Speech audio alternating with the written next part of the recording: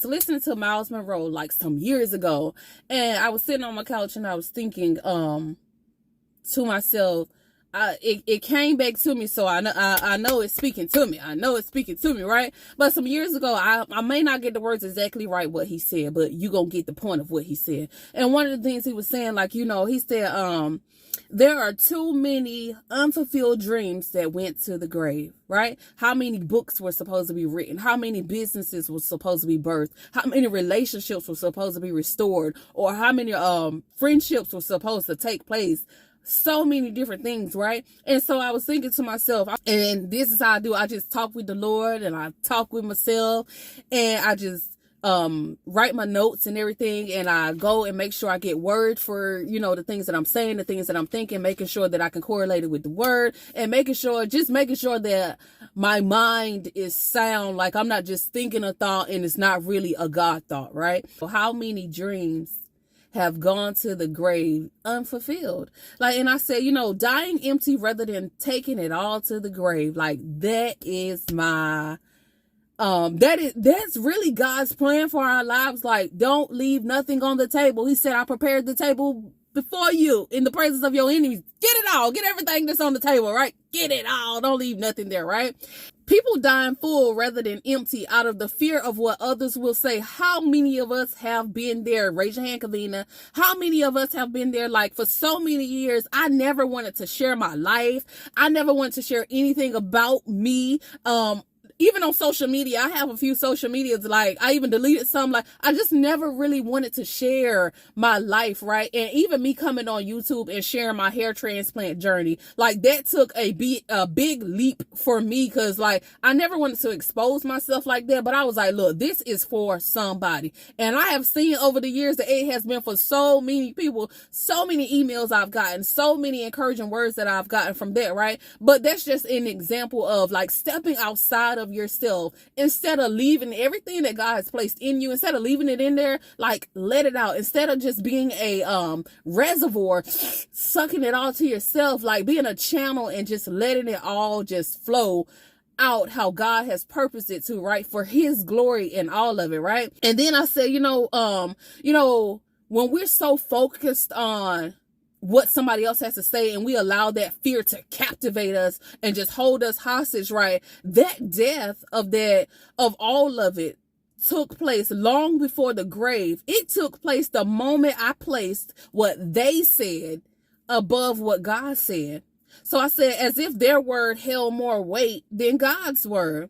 Don't let people talk me or you out of the good and acceptable and pleasing will of God for our lives, right? The only way they can do that is if you or I choose to believe them and not believe God. He's my creator. He's my source, right? Not them. So surely he knows what he has placed in me and who I am better than anyone. The issue comes when I don't even know and believe who I am based on who my daddy God said I am. However, how will I ever know who he said I am and what he said is mine if I never take time to hear his word, study his word, listen to his voice, and get to know him for myself with understanding? Very slim chances I'll live out his plan without getting to know him in relationship for myself. So I just learned to talk with him as I would my very best friend. And I also listen. I don't do all the talking.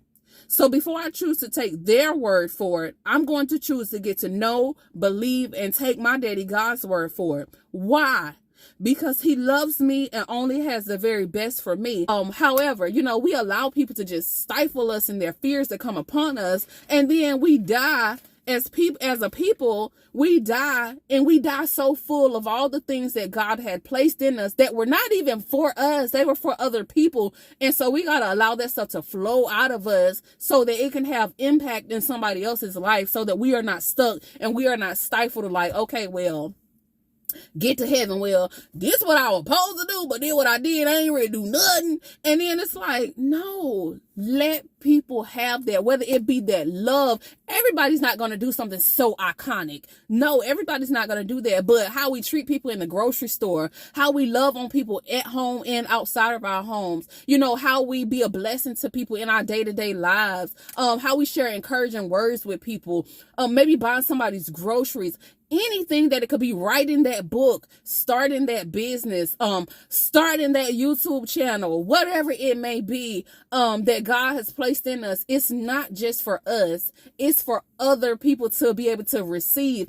And those who it's meant for, they'll receive it. And you won't even have to try and force yourself or force it on anyone, right? Because what God has for you, what God has for me, it's for us. And that was really a thought on me, like because I thought back and I heard Miles Monroe say that years ago, right? And this man of God has been going on home with the Lord for a while now, right? But I listened to one of his old sermons and that just stuck with me, and that just came back to me the other day. And I just thought, like, that is a word for me, and that's a word for somebody. Dying empty rather than taking it all to the grave. Like, nah, we gotta allow ourselves to just say, you know what?